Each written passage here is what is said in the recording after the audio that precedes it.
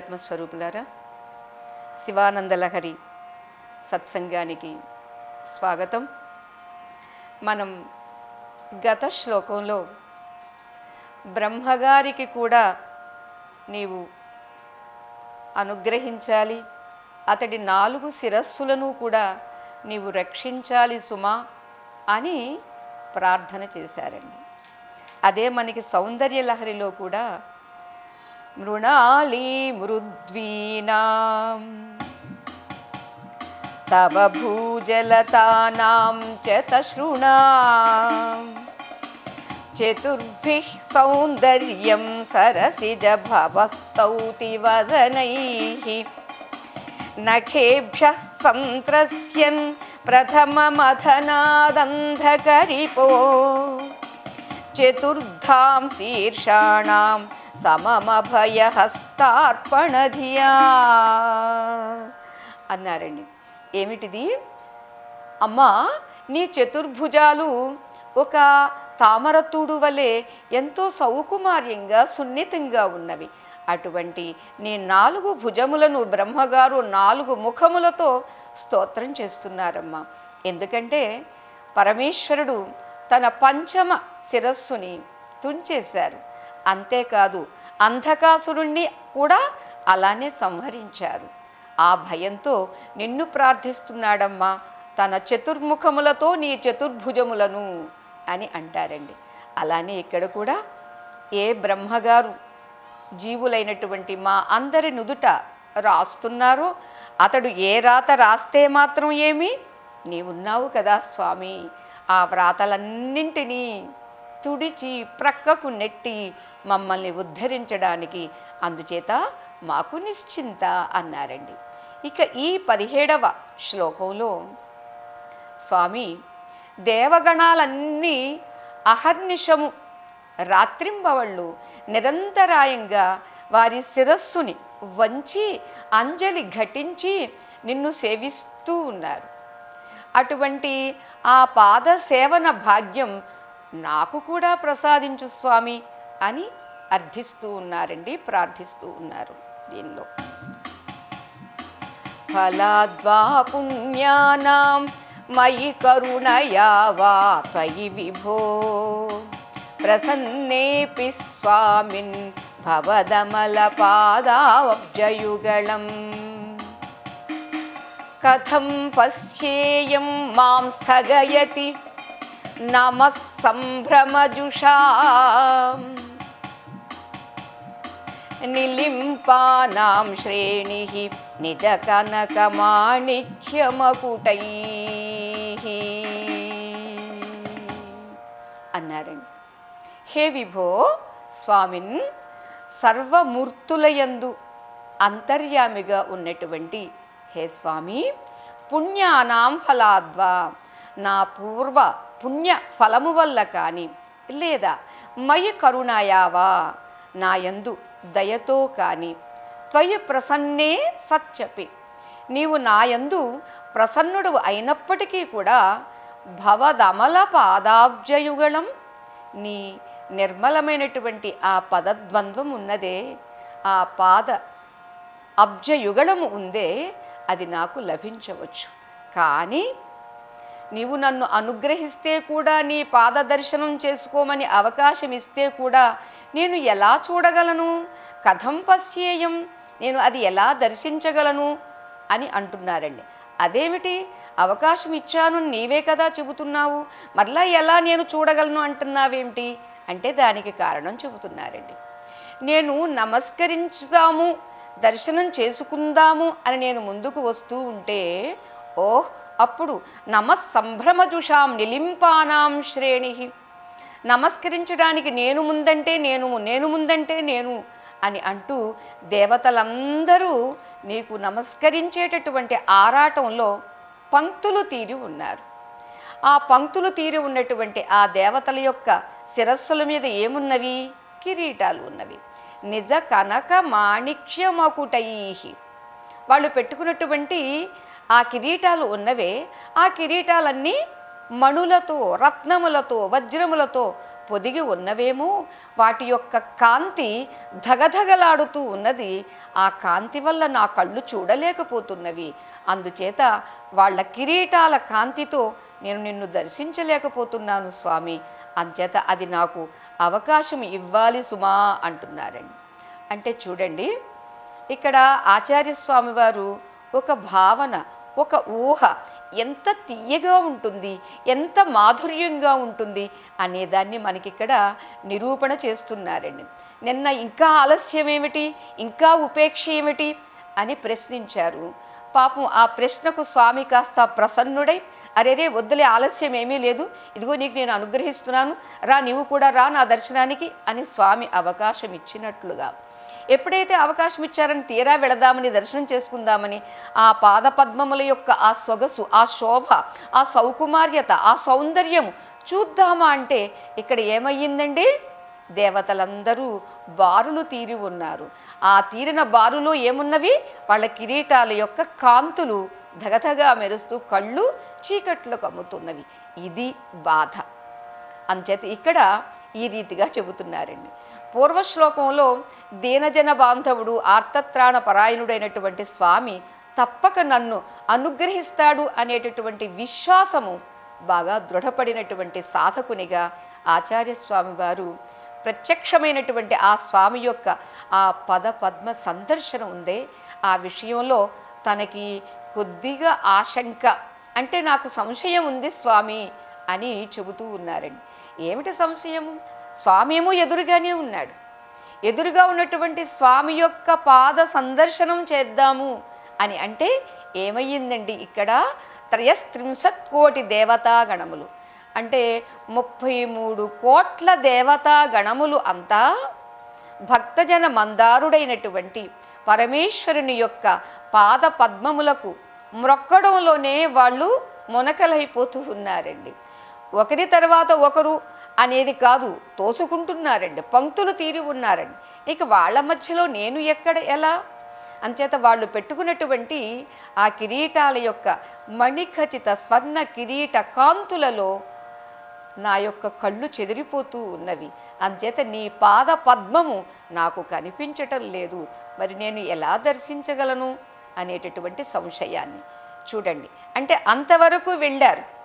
ఆ విశ్వాసము, భక్తుడి యొక్క విశ్వాసము, నమ్మకము స్వామిని ఎట్టెదుట నిలుపుతుందండి, కళ్ళ ముందు నిలుపుతుందండి.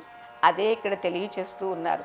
అయితే కళ్ళ ముందు నిలిపిన తర్వాత ఏముంది, పాదదర్శనం కాకపోతే ఏముంది అని అనుకుంటారేమోనని, లేదు లేదు, పాదదర్శనం కూడా నాకు కావలసిందే. అంతేకాదు, నీ కోసము బారులు తీరి, పంక్తులు తీరి ఉన్నటువంటి ఆ 33 కోట్ల దేవతా గణములతో పాటుగా నాకు కూడా ఆ చరణ కమలాల్ని దర్శించేటటువంటి సౌభాగ్యాన్ని ప్రసాదించవే, అప్పుడే నాకు తృప్తి కలుగుతుంది అంటారండి. ఇదే విషయాన్ని మనకి సౌందర్య లహరిలో కూడా భవానిత్వం దాసే మయి వితర దృష్టిం సకరుణాం ఇతి స్తోతుం వాంఛన్ కథయతి భవానిత్వమితి యః తదైవత్వం తస్మై దిశసి నిజ సాయుజ్య పదవీం ముకుంద బ్రహ్మేంద్ర స్ఫుటమకుట నీరాజిత పదాం అంటారండి. ఏంటి?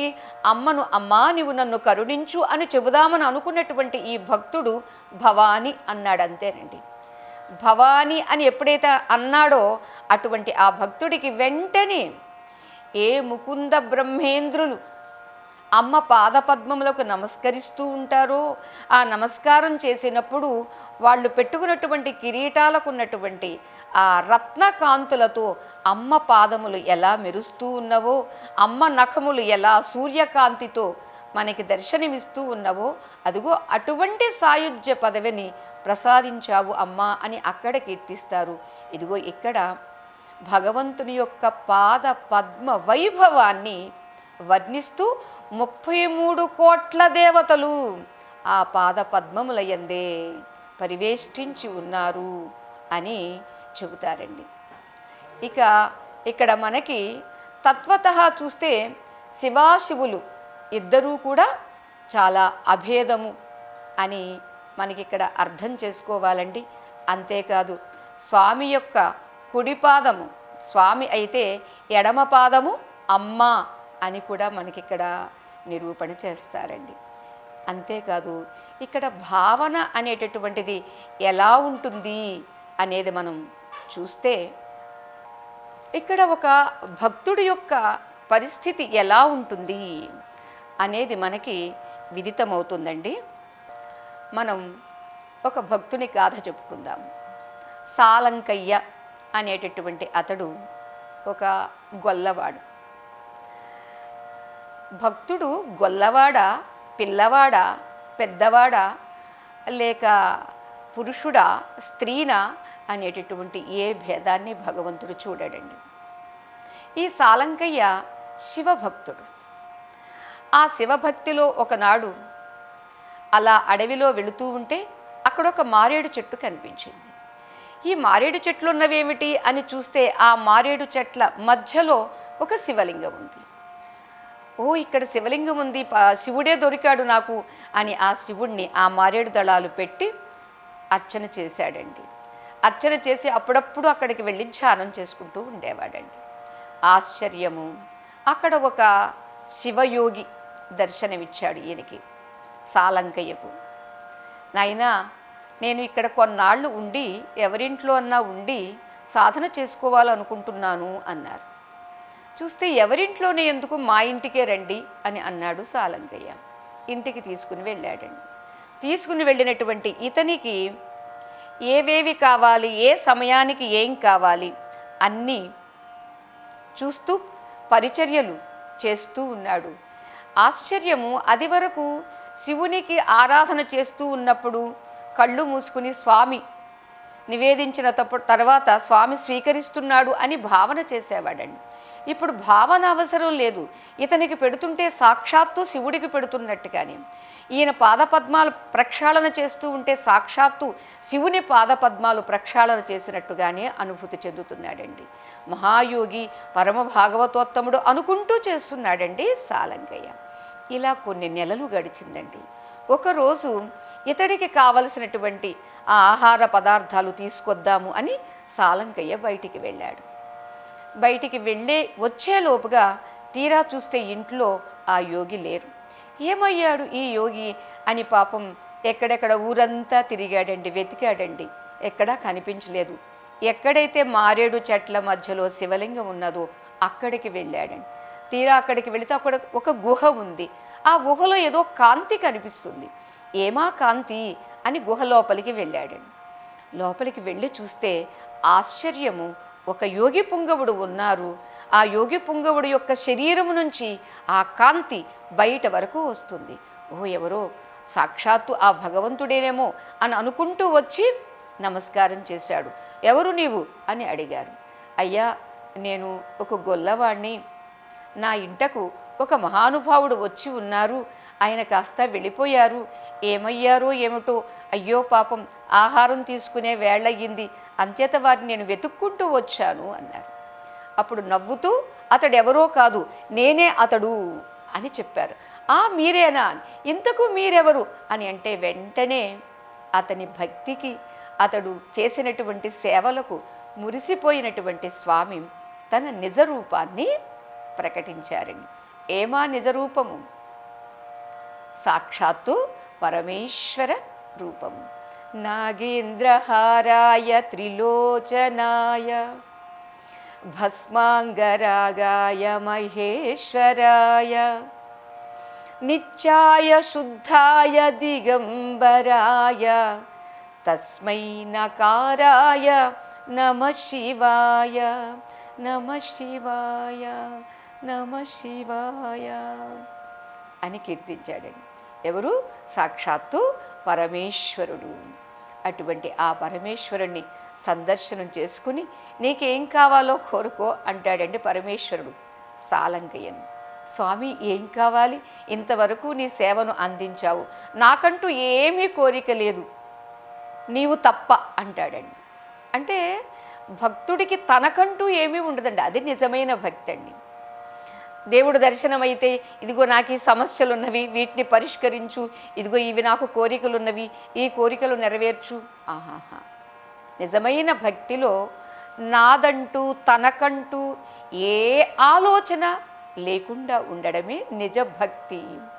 అదిగో అటువంటి అతడు సాలంకయ్య, నాకంటూ ఏమీ కోరిక లేదు స్వామి, నీవు తప్ప అంటే చూస్తూ ఉండగానే అతడిని తనలో కలుపుకున్నాడండి పరమేశ్వరుడు. ఇంతకు అలా కలుపుకొని ఉన్నటువంటి ఆ క్షేత్రము ఏమా క్షేత్రము అని అంటే బ్రహ్మగిరి, విష్ణుగిరి, శివగిరి అనేటటువంటి త్రికూట్, 3 పర్వతములు 3 కూటములు కలిగి ఉన్న చోటు అది. ఏమిటది? ఇప్పుడు మనకి నరసాపురం, నరసరావుపేట దగ్గరలో, అంటే మనకి గుంటూరు జిల్లాకు వస్తుందండి కోటప్పకొండ. దాన్ని ఇప్పటికి త్రికూట్ అని కూడా అంటారండి. అదిగో అక్కడ అలా వెలిసి ఉన్నటువంటి స్వామి ఇతడు సాలంకయ్యకు దర్శనమిచ్చి, సాలంకయ్య ఏది పెడితే అది తిన్నాడండి. ఉల్లిపాయ వేస్తే తిన్నాడండి. కార్తీక మాసం అవన్నీ నిషేధాలు అని భక్తులు సాధనలో చేస్తూ ఉంటారండి. పాపం భక్తుడు ప్రేమతో పెట్టినప్పుడు ఆయనకి ఏదీ నిషేధం లేదండి. తిన్నడు పెట్టినప్పుడు మాంసం తినలేదా? అయ్యో భగవంతుడికి మాంసం నిషేధం కాదా? అక్కడ మాంసమా లేక శాకాహారమా లేక పరమాన్నమా చిత్రాన్నమా దధ్యాన్నమా? ఆహా, వీడికి ఎంత భక్తి ఉంది, ఎంత ప్రేమతో పెడుతున్నాడు అనేది మాత్రమే చూస్తాడు. అంచేత ఆవేళ సాలంకయ్య తాను ఏమి వండుకుంటే, ఎలా వండుకుంటే అది పెడితే తిన్నాడు. తిన్నటువంటి స్వామి ఏ కోరిక లేనటువంటి ఆ సాలంకయ్యను తనలో లీనం చేసుకున్నాడండి. సాయుధ్యముక్తిని ప్రసాదించారండి. ఇంతకు ఈ త్రికూట్ మీద ఉన్నటువంటి వేంచేసినటువంటి స్వామి ఎవరు, అది ఎలా అనేటటువంటి దానికి మనకి స్కాంద పురాణంలో మరొక ఉదాహరణ చెబుతారండి. ఏమిటది అని అంటే, సాక్షాత్తు వశిష్ఠ మహర్షికి 9 పుత్రులైతే ఆ 9 పుత్రుల్ని విశ్వామిత్ర మహర్షి వారి దగ్గర ఉన్నటువంటి ఆ గోవును ఇవ్వాలి అనేటటువంటి ఆ కోరికలో 9 పిల్లల్ని వధించేస్తాడు. దానికి చాలా బాధపడి, ఎంత జ్ఞాని అయినా స్పందన ఉంటుంది కదండి, ఆ బాధలో తపస్సు చేస్తారండి. ఆ తపస్సు చేసినప్పుడు ఆ తపస్సుకి మెచ్చి సాక్షాత్తు పరమేశ్వరుడు ప్రత్యక్షమయ్యారు. ప్రత్యక్షమైతే, స్వామి నాకు భిక్ష కావాలి, నీకేం వరం కావాలో కోరుకో అంటారండి. నాకు కావలసింది ఏమిటి అంటే, ఈ మనస్తాపం పోవాలి, ఈ మోహం పోవాలి, అంతేకాదు నాకు నీ భిక్ష కావాలి అంటాడు. భిక్ష కావాలా? ఏది నీ దగ్గర పాత్ర ఏది అని అంటే, దానికి చెబుతారు, నా దగ్గర పాత్ర ఉంది స్వామి, నీవు వేసేటటువంటి భిక్ష ఏమిటి? జ్ఞాన భిక్ష. నా దగ్గర ఉన్నటువంటి పాత్ర ఏమిటి? హృదయము అనేటటువంటి పాత్ర. అదిగో అటువంటి ఈ హృదయ పాత్రలో నీ జ్ఞానం అనేటటువంటి భిక్షను ప్రసాదించు అని కోరితే, తథాస్తు అలానే జ్ఞానభిక్షను ప్రసాదిస్తున్నాను అని ప్రసాదించారండి. జ్ఞానభిక్షను ప్రసాదించడానికి ఏతించినటువంటి మూర్తే దక్షిణామూర్తి. అదిగో అటువంటి ఆ మూర్తి ప్రసన్నమై మరొక కోరిక కోరుకో అన్నారండి. నాకు ఏ కోరిక లేదు అంటాడండి వశిష్ఠ మహర్షి. లేదు, కోరుకోవాల్సిందే అంటారు. అప్పుడు అంటారండి, స్వామి నీవు నన్ను ఏ దక్షిణామూర్తిగా అనుగ్రహించావో ఆ మూర్తిగా ఇక్కడ ఉంటే ఈ లోకంలో ఉన్నటువంటి వాళ్ళందరూ వచ్చి నీ యొక్క ఈ జ్ఞానభిక్షను స్వీకరించి వాళ్ళు కూడా ఉద్ధరింపబడతారు కదా అని కోరుకున్నాడండి. అందుచేత వారి కోరిక మేరకు ఇప్పటికీ ఆ త్రికూట్ మీద స్వామి వేంచేసి ఉన్నాడు. ఎలా? దక్షిణామూర్తిగా. అదిగో అటువంటి ఆ దక్షిణామూర్తిని భక్తులు కొందరు కళ్యాణం చేద్దాము అనుకున్నారండి. కళ్యాణం చేద్దామంటే స్వామి ఒప్పుకోలేదండి. ఎందుకంటే ఇక్కడ జ్ఞానమూర్తిగా దక్షిణామూర్తిగా వచ్చాడు. అమ్మ లోపల ఉందండి, బయట లేదండి. అంచేత లోపల ఉన్నటువంటి అమ్మకు వేరే మళ్ళా వివాహం చేయాల్సిన అవసరం ఏముంది? అవసరమే లేదు. అంచేత నాకు కళ్యాణాలు అవి ఏమి వద్దు అన్నాడండి స్వామి. చేత జ్ఞానమే ప్రధానంగా.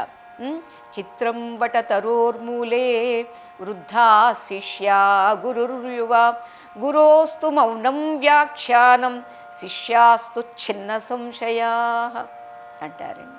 అంచేత ఆ వటవృక్షము క్రింద ఉన్నటువంటి స్వామి జ్ఞానాన్ని ఉపదేశిస్తూ చిన్ముద్రతో ఉన్నటువంటి వాడు. ముసలివారందరూ, మునీశ్వరులందరూ ముసలివాళ్ళు కాస్త శిష్యులైతే ఈయన మంచి యవ్వనంలో ఉండి జ్ఞానాన్ని ఉపదేశించారండి. చేత జ్ఞానోపదేశానికి గురువు యవ్వనంలో ఉండాల్సిందే, శిష్యులు ఏ వయస్సులో ఉన్నా. అటువంటి ఆ జ్ఞానాన్ని ప్రసాదించినటువంటి మూర్తి దక్షిణామూర్తి. అంచేత ఇక్కడ కూడా స్వామి నీ ఆ దేవతలతో పాటుగా నాకు కూడా, నన్ను కూడా ఒకటిగా చేసుకుని దర్శనం ఇయ్యవే అని ప్రార్థించారు ఈ శ్లోకంలో. స్వస్తి.